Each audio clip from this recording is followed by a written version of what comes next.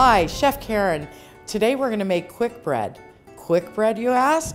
That's a bread that can be made quickly that doesn't need yeast. Generally, we use baking powder in these.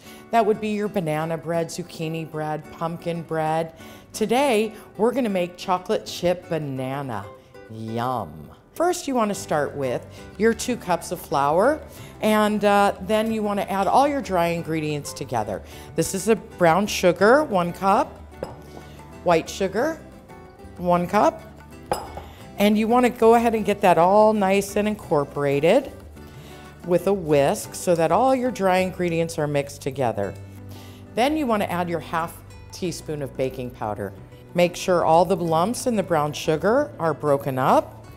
And once it's uniformly distributed, you want to start on your wet ingredients. I'm going to start with the canola oil. This is a 1/2 cup of canola oil. And next, this recipe calls for vanilla yogurt. Vanilla yogurt gives it that full richness that you love in a quick bread. Next, you want to add your bananas. I use really dark brown bananas because that's where all the sugar is. So the recipe calls for mashed bananas, but when they're this soft and yummy, I don't mash them ahead of time because I like a chunkier banana, but you can mash yours if you want it smaller pieces and spread throughout the cake. So I'm just going to put those bananas in there. Next, we have 2 eggs. Make sure that your eggs are nice and whipped. Get those yolks broken, get them nice and mixed. And then you just want to put that right on top. You can use a spatula or a spoon. I don't like to use a hand mixer for this one because I like the textures. So you want to just make sure all of your ingredients are nice and mixed together.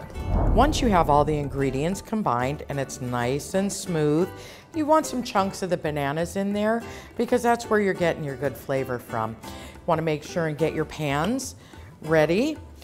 Basically, I use a cooking spray with flour in it, but you can grease and flour your pans with the conventional way. So we're just going to give those a quick spray. Once all your ingredients are incorporated and you're getting ready to fill your pans, you want to just quickly add the chocolate chips and your nuts. You can use walnuts, pecans, you can chop them yourself, or you can buy them pre-chopped. Go ahead and add your nuts and mix those just real quickly to incorporate them. You don't want any of the nuts to break apart or the chocolate chips to break apart.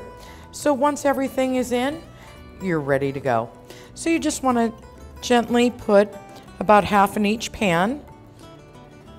And if you have any questions, you can measure it out with a measuring cup and just do 1 cup in each at a time until you've used up all the batter. But you should be able to visually figure out what a 1/2 is.